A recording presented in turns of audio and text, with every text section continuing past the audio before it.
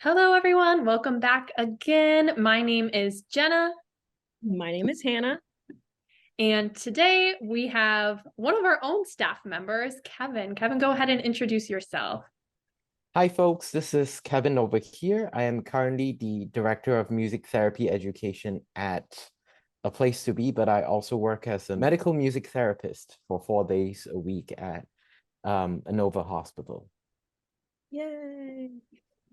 Very fun. Okay, Kevin. So tell us a little bit about how you found out about music therapy, your process to applying to college, deciding that that was the career path for you.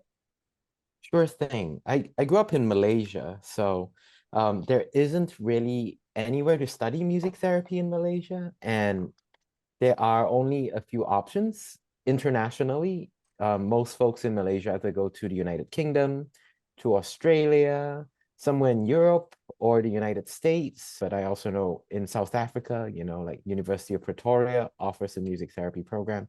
But there isn't any music therapy program in Southeast Asia. I also know of one in Beijing. But I kind of wanted to study psychology and music at the same time, but didn't want to give either one up. And then I found out about music therapy. And one day while I was walking in a shopping mall, and there was this old gentleman who was playing the piano, and I'm like, oh my goodness, you're so amazing. And I was curious what piece of music he played, and he was like, I just made that up. I'm like, you can make music up? It's like, yes, it's called jazz. And and I'm like, whoa, there's such a thing as jazz music. But yeah, you should look up this school called Berklee College of Music.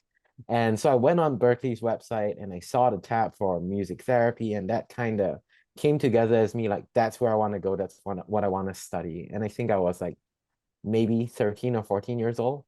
Yeah, so that's kind of how it got me to that direction. Yeah. Were you able to see any music therapists or meet any music therapists before going to college, or was moving to Berkeley and starting there like your first experience with it? It was a huge culture shock on so many levels for me growing up. I guess like from a personal place, Malaysia is not the most diverse place in terms of like having exposure to people who are disabled or neurodivergent. I think similarly in some places in the United States are like that. So that was culturally a big shock, for me, but I've learned a lot and grown a lot since then. But also just American culture in general. I'm not used to people telling me about their lives so easily and so frequently, whereas growing up in Malaysia, people tend to be a little bit more reserved. Like we are nice and we do get along, but there are, like minute cultural differences or big cultural differences, depending on the setting that you're in, where I feel that one example is in college, I was like scared to death of speaking. I was not thriving in my first year here in the United States because I didn't know how to make friends. I didn't know how to be as gregarious as my American peers. But growing up in a very academically focused household, I was not one to lose in terms of my grade. And my teacher was like, if you want to get an A, you got to speak. And that's when I started kind of forcing myself to, be more outspoken. And that, has kind of kickstarted the process of learning to be more, outgoing. So there are a lot of cultural differences between, where I grew up and what, I learned over here. And I feel like going back home, I would have to convert a lot of that perspective back to Malaysia so that, music therapy is accessible. But as my own personal experience, just growing up in Malaysia and coming to school in the United States, it was quite the culture shock. I can imagine. Yeah. So when you went to Berkeley, what was your experience like? I know you shared a little bit about that just now, but in terms of what did you really enjoy about it? What did you find really challenging? Is there anything you would change? Things like that? Sure. I think a lot of really, really talented people end up in like Berkeley.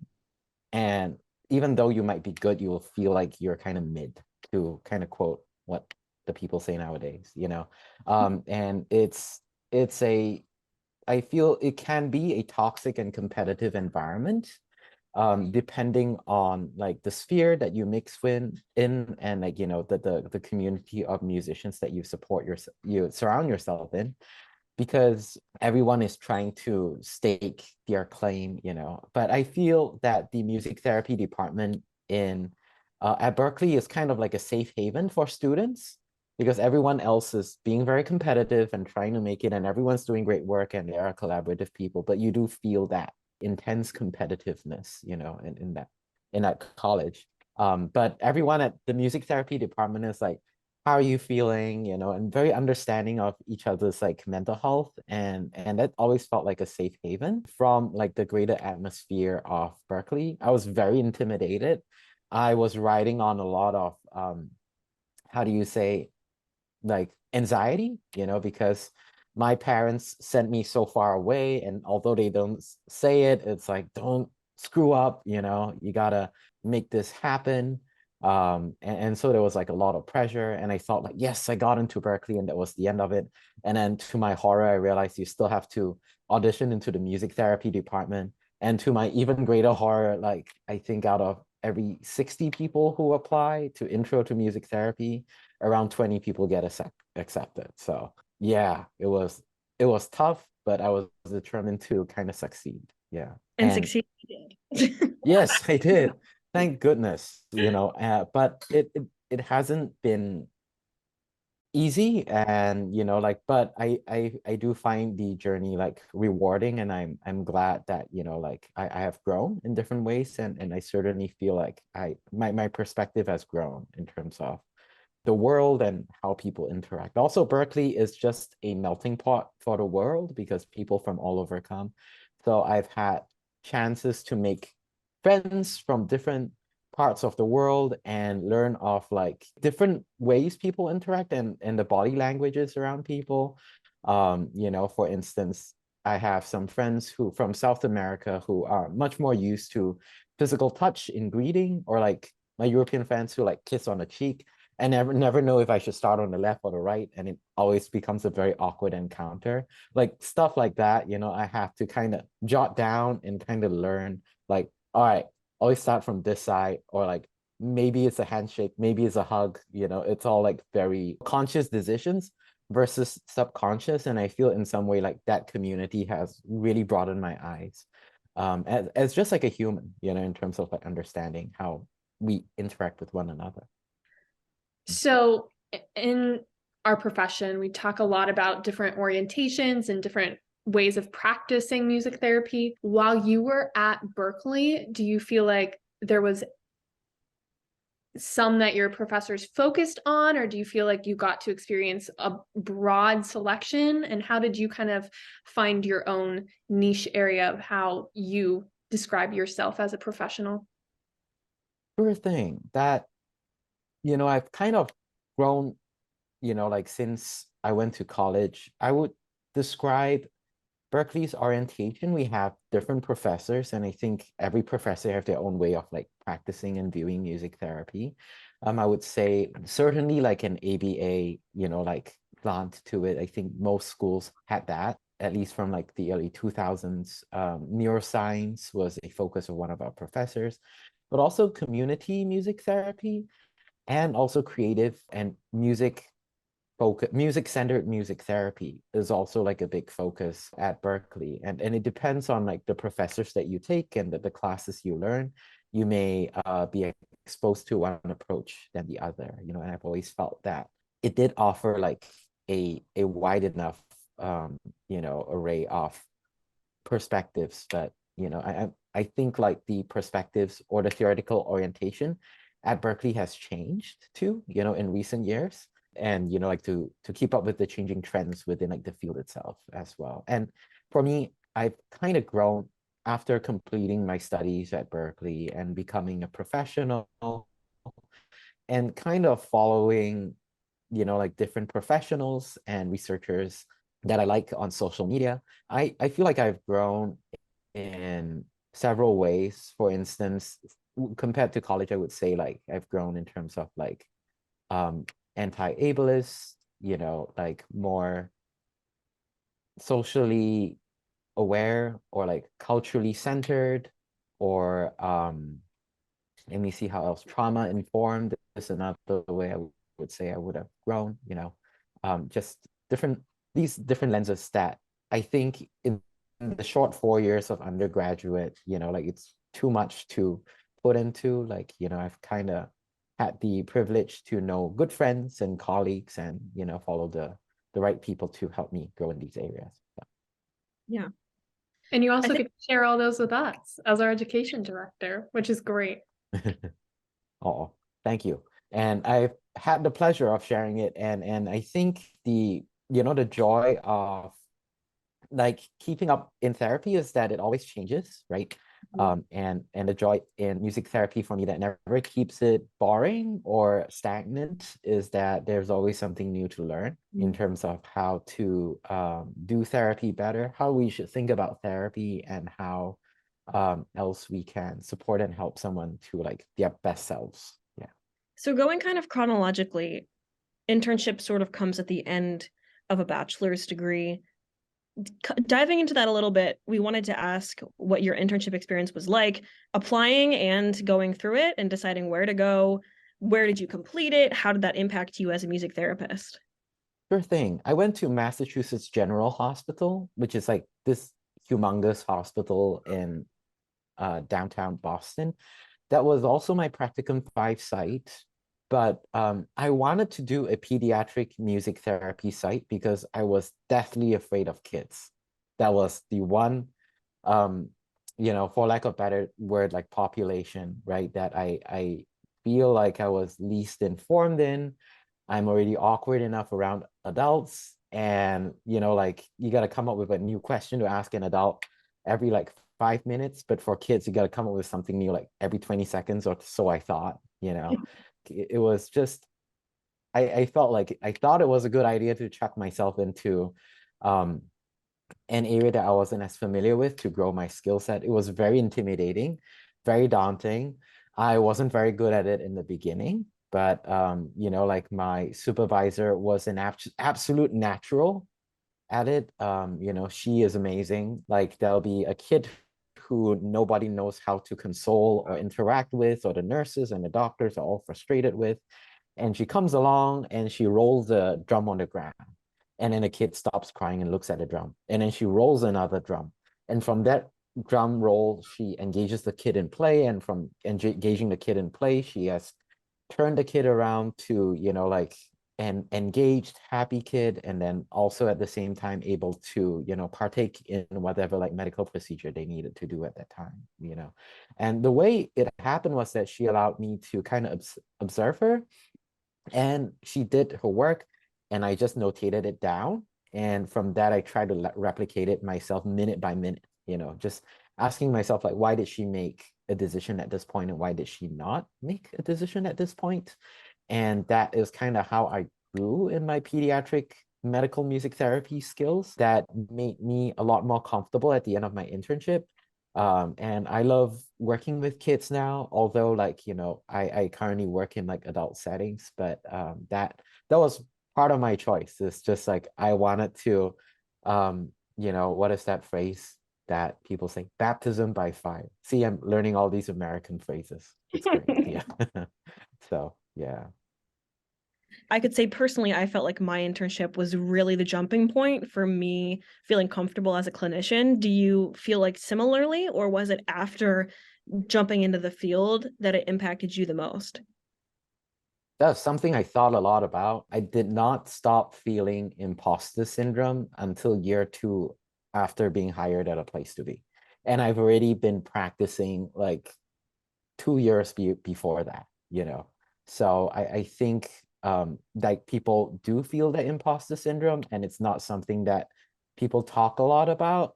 But I remember like being a new professional, and that was like the thing, like that was in front of me all day long. And like I would say that I was ready, but also I did not feel ready. And I think like, that might be something that people would relate to, is that they may have the skill set, or like they've got, good grades in their internship and they've completed it, but at the end of the day, and their supervisors tell them like, you're going to be all right. but we don't feel like, we are ready. And that's kind of like how I felt at the end of my internship. So kind of, I'm throwing one in right now that we didn't have typed in our questions.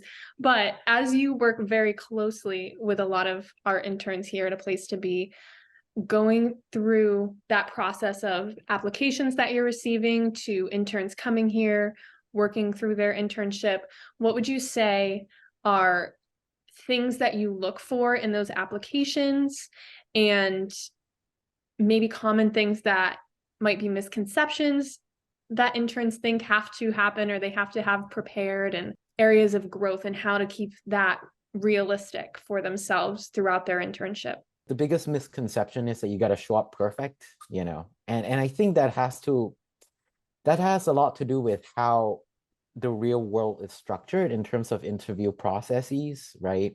Like, don't show them any of your quote unquote weaknesses or areas of growth.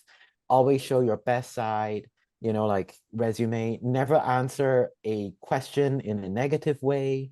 Always, like, if someone asks you like, what is an area of growth for you, you should answer like hyper capitalistic questions, like answers such as like, my issue is that I overwork, I need to find out how to overwork. Or my issue is that I take on too much work and I don't know how to delegate it. I would have to say that having the opportunity to interview people for jobs and also our internship positions here, the biggest trait that we find that would help people be successful not only in their jobs but also like as music therapists is like the willingness to be vulnerable and growing.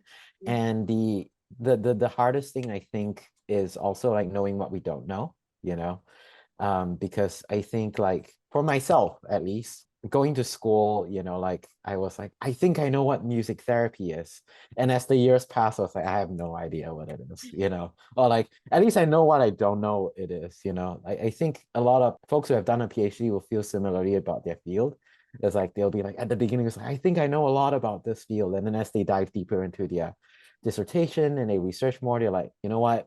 There's a ton we still don't know, And I think knowing that there's a lot we don't know, we don't got to show up perfect, but a willingness to like learn, a willingness to like grow, like that is definitely like a willingness to trust and be vulnerable. And also, I think on the flip side that we don't talk a lot about is that internship supervisors and directors and sites need to make their internship a place of learning and be very clear to our interns from the beginning that this is not a job interview, that this is a place of learning and vulnerable, and you're supposed to make mistakes, and we're here to support you.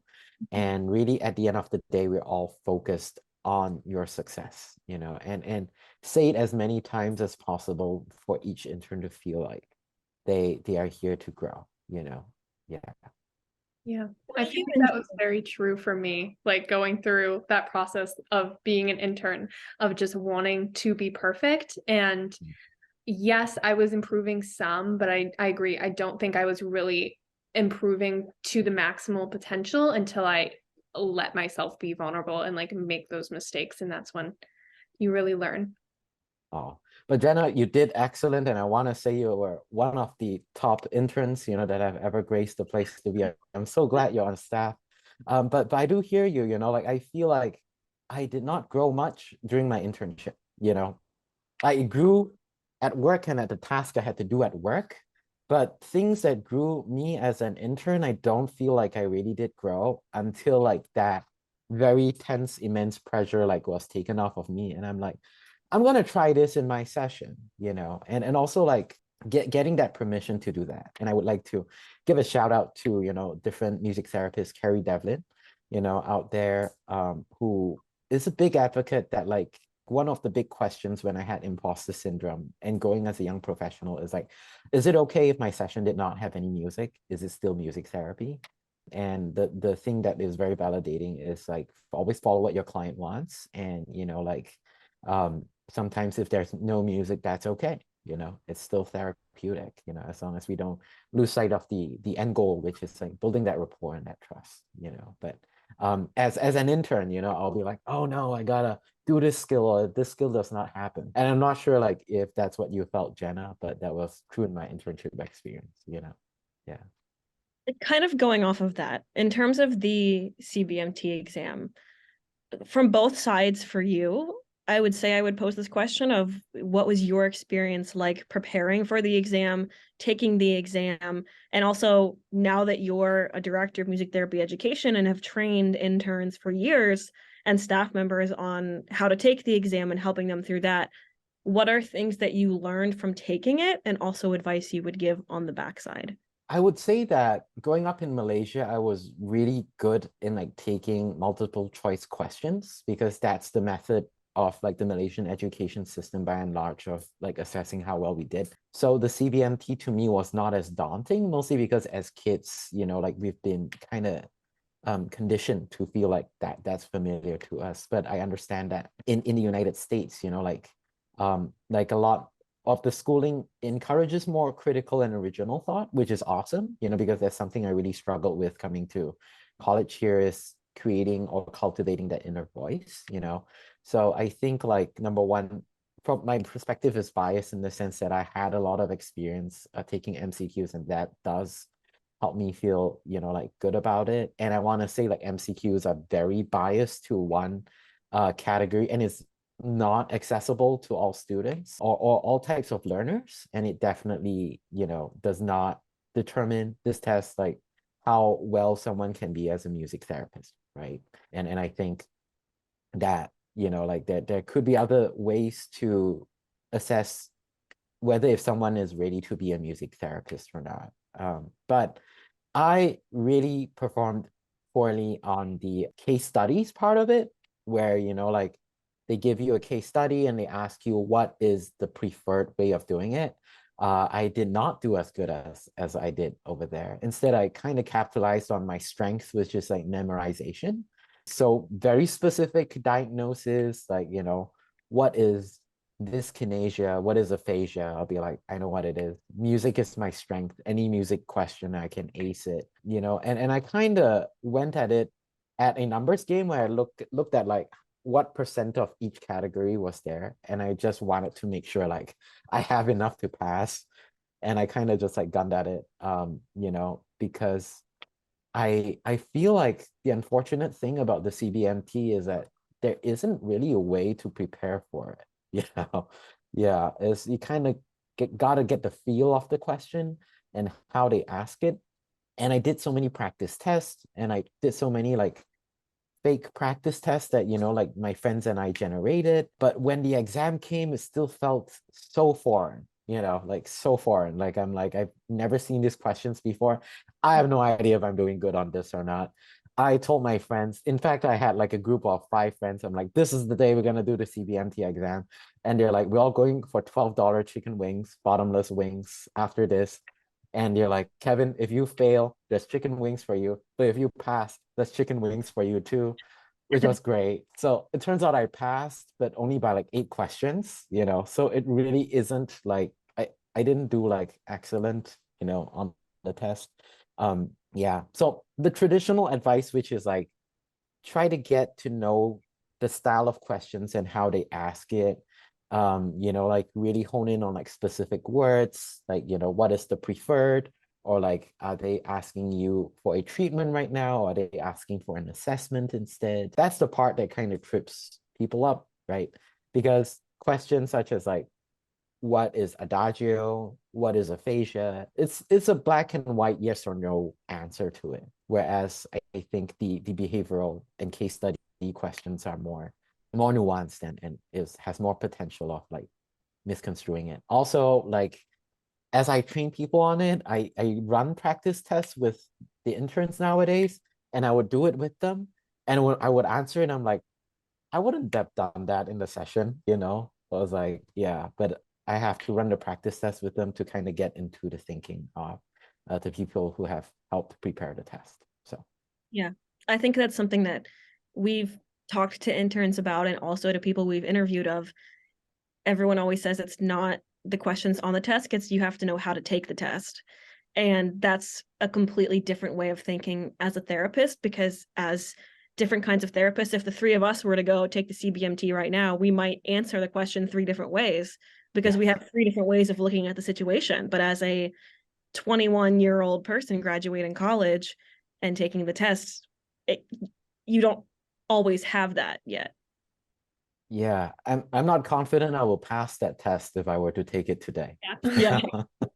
Yeah, I think that's a pretty unanimous yeah on the three Yeah. of us, right? So yeah, and that's why I think like we all lean very heavily on continuing education, right? And hopefully we don't have to take it. I have a colleague and a friend who takes the test every time he has to recertify. Wow. And he was like, that's just the easier way to do it. I'm like, how? But there are people who do it. So yeah.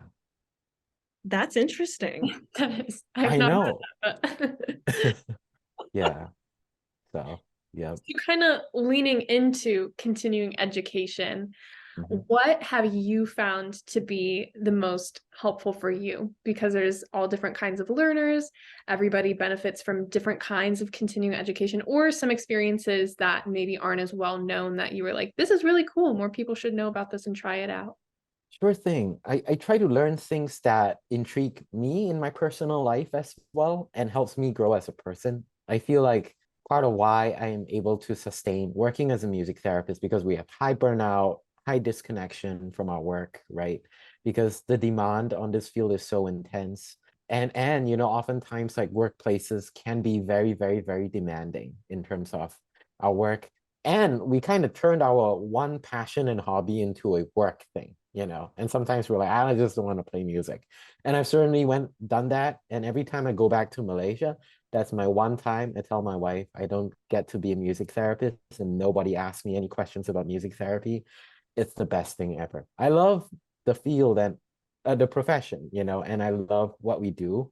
But I think we all get fatigued, right? And sometimes like having that space and separation from it could definitely be helpful. But things that are helpful for me in terms of continuing education, they may not be entirely music therapy centered, like I may go take I've done a trauma, secondary trauma and compassion fatigue for healthcare professionals training before.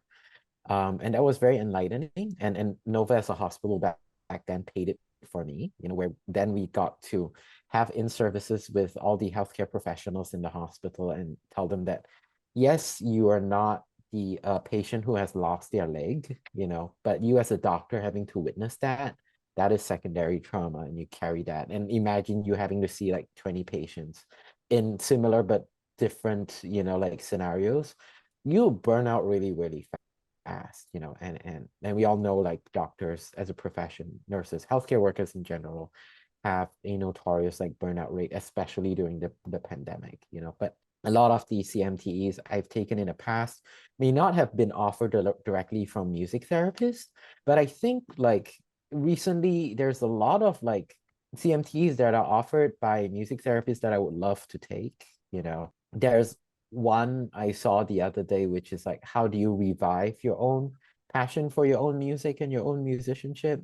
How to verbal counseling for skills for a music therapist, right? That is a skill area that I don't think a lot of undergraduate studies offer, but are offered on the CMTE level of things.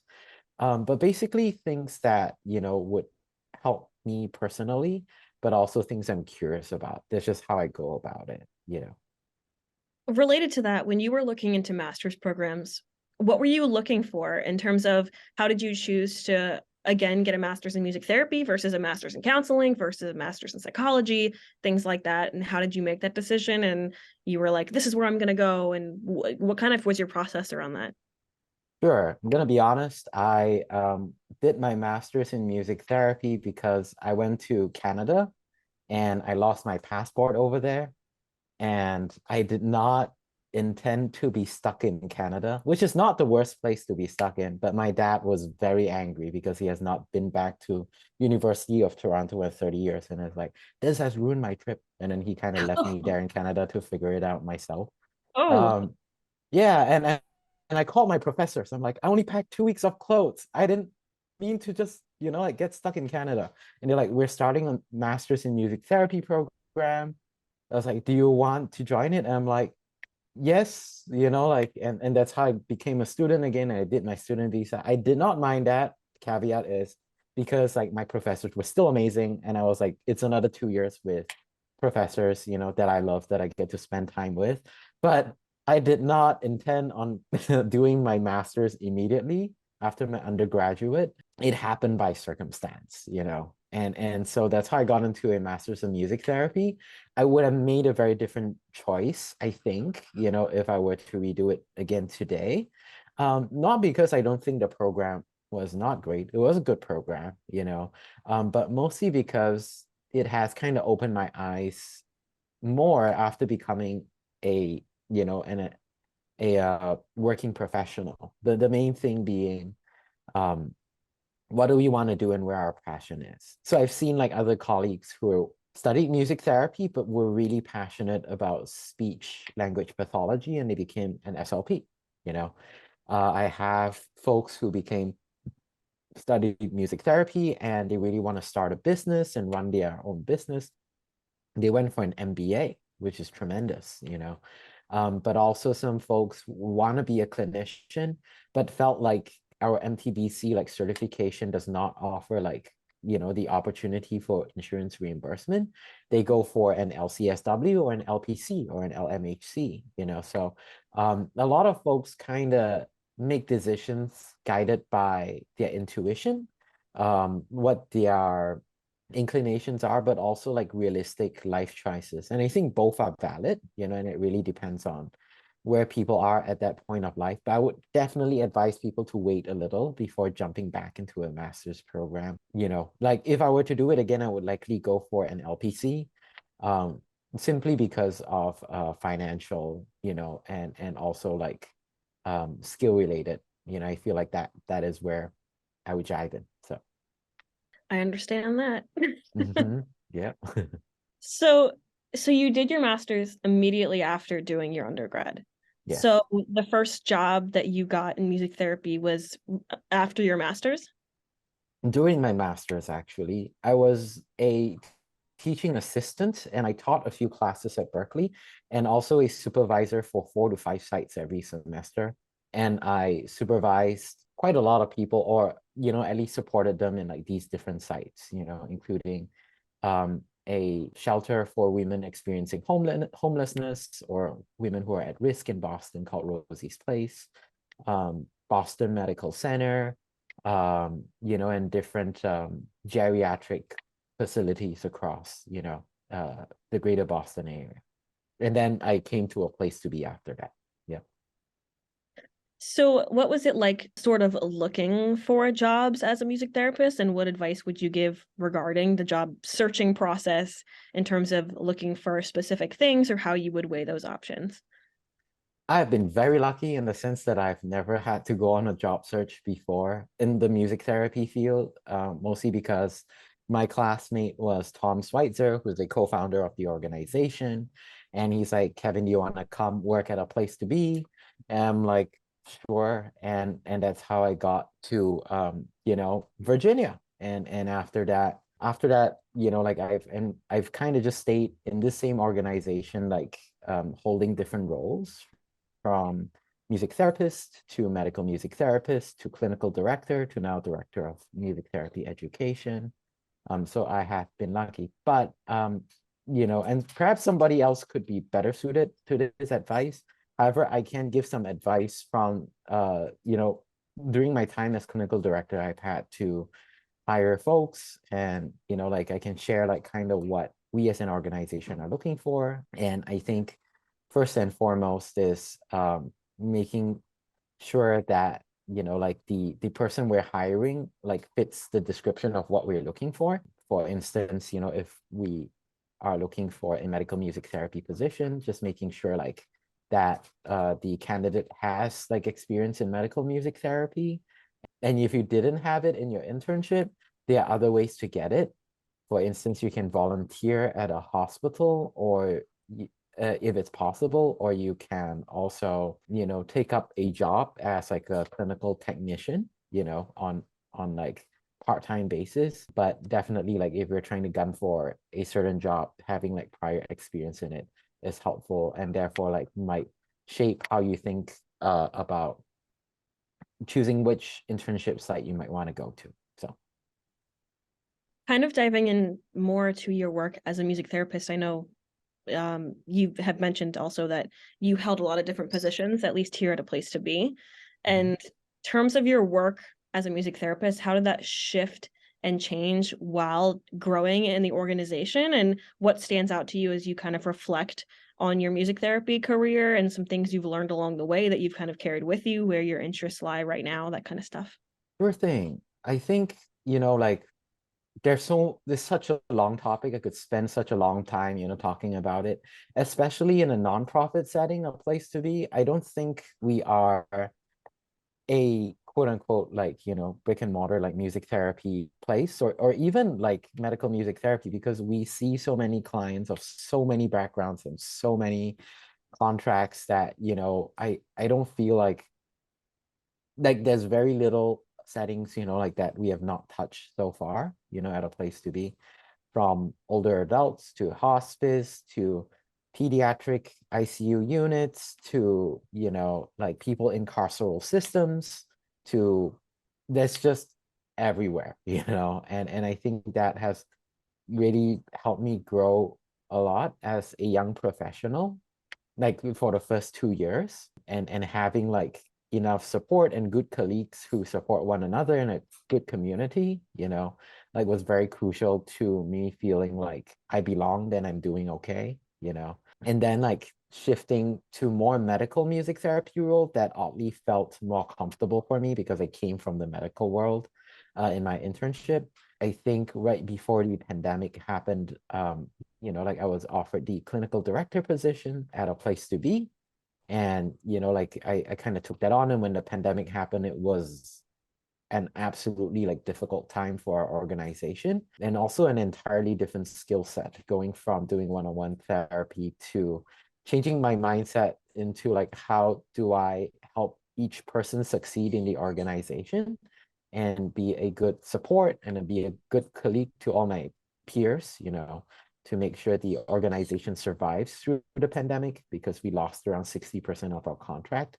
And we had to have everyone like switch to Zoom therapy immediately, and kind of like help the organization slowly like ease out of, the pandemic. And in the role of clinical director, I've had, a lot of opportunity to work at a lot of problems that, I've had fun solving and answering, but also really, really challenging questions and problems to solve for clients, for staff, but also for the organization as a whole. And one of the bigger questions that we are still trying to solve is, what type of music therapy are we going to practice? What is A Place to Be?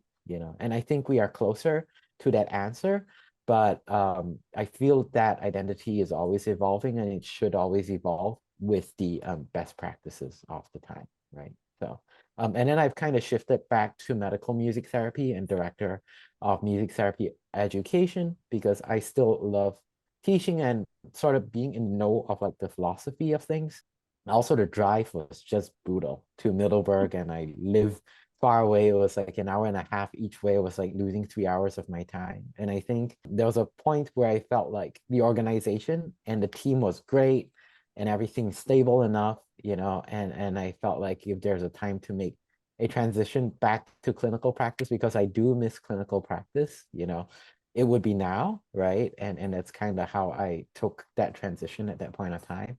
And this is, like the place I am right now. So, so that's kind of my evolution in at A Place to Be.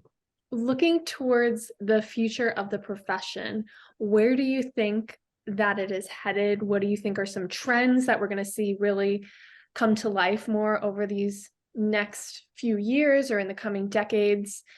What would you like personally, maybe even to see more of in our profession? And how do you think would be best for us to grow to continue building our profession? Yeah, for sure. These are huge questions that you folks are asking people. I love it, but it's also so intimidating to answer. And I can guarantee you, whatever I say today, 3 years later, I might be like, Kevin, that was so cringy. Like, why would you think that? And I think we all would think that down the road. And maybe that's okay. That means we have grown, we have changed, right? But at this current point of time, I would say I'm just gonna like pick random thoughts that I have in my mind coming out. Biggest one is a shift from like a more post-positivist medical model of like health to a more salutogenic social model of health, if you will. Basically, in the past, the way we've conceived of therapy is like, come with me, at least like 100 years ago, right? Like, come with me into a room, shut all the blinds, shut all the doors, tell me your deepest, darkest traumas and your secrets. And then, like, voila, you're cured. We found your trauma, right? But we realized that's not how it works, and then it morphed into like, you're the problem, you're the problem, you're the client, you need to fix your anxiety. But then as therapists, we feel that that is very futile because like we are trying to fix our client who goes back to, a school that has kids who bully them, a household that is abusive, or they have food insecurity. And like it feels like we are throwing a bucket of water in like a raging mountain fire sometimes. That 1 hour a week, we're like, what does that even do? Right. And so there is a big shift in the field of medicine and in the field of health where we are focusing like the responsibility of change should not fall slowly on the client, but we need more systemic and institutional changes where, like a lot of people might feel like that is not the lane of therapy, but I think it should be because like if not, we're kind of again putting out fires, in a very insufficient and inefficient way, but that means that, like changing the client's environment, advocating for them, and stepping out of the role of like, I'm just a music therapist, but rather I envision myself as like, I've kind of gotten myself into this healthcare role through music therapy, but in a certain moment, like they are my client and I'm here to help them in whatever capacity I can, as long as it does not fall inappropriately outside of my scope of practice, Um, and that's what I'm there to do at the end of the day. I'm human, they're human. What can I do to help you? And I went through years of schooling that showed me like, and has told me like what emotional trauma is, and has showed me like that music can be helpful, but also like I'm also human and there are other things that I can offer too. And really like I see therapy session as like that space where like, hey, how can I help you over there? So that is one place I hope the field would be going to, right? Number two is I think music education and music therapy, the lines between them might blur even more, and that's a good thing. Although I think music therapy as a field, we're still trying to advocate for ourselves, distinguish ourselves as like a profession. And I think that's good because we want to be paid more, we want more recognition, we want more, and all that stuff. But also be careful to not devalue the worth of like other types of music practices, like a community musician or a volunteer musician or music, like different types of people who practice music, medical musicians in that sense, that there's value in the work. And, like I don't think it's our place to gatekeep music, but I also understand the need to advocate for our field at the same time. And number three is, I think that as an organization, the younger folks give me a lot of hope, because the younger folks, and I think like it probably comes as no surprise that, there have been, differences of opinion within the field of music therapy in terms of what therapy should be. But I would say that as long as we are ready to change and ready to acknowledge, what we have done in the past will no longer work for the future, and we're willing to adapt for the future, like that is the way of the future. And recently, like the trends of the time is community practices, social justice informed practices, culturally centered practices, trauma-informed practices, and one more I'll put out there is probably existential or climate-related, trends in terms of where we might see music therapy being involved in the future. Yeah, I think that was a lot. You said it was a big question and you gave a big answer for that one, Kevin. I did, yeah. And I feel like we could dive into each of these categories and spend an hour on each. But yeah, it's tough to answer that. It's really tough to answer that, you know. But yeah, that's where I hope the profession is going, right? But there's no guarantee of it going there, and it all depends on, you know, how it all plays out at the end of the day. Yeah. Well, Kevin, that's all of our questions. So we appreciate you immensely for answering all of them in all of their different capacities. Is there anything else that you would like to add before we finish? I think you folks were pretty comprehensive in terms of covering, you know, like a good range of questions. I just want to say thank you and well done. And you folks are doing awesome work. And I'm so glad you are here at A Place to Be and you're my friends and my colleagues, you know, and that you folks are out there creating this resource for everyone to have, you know, and I personally am very interested in learning from other professionals and hearing what they have to say to these questions too. Yeah. Well, that's why we're doing it. We're excited to learn from you, Kevin, always. Oh, thank you, Hannah and Jenna. Yeah. Thank you.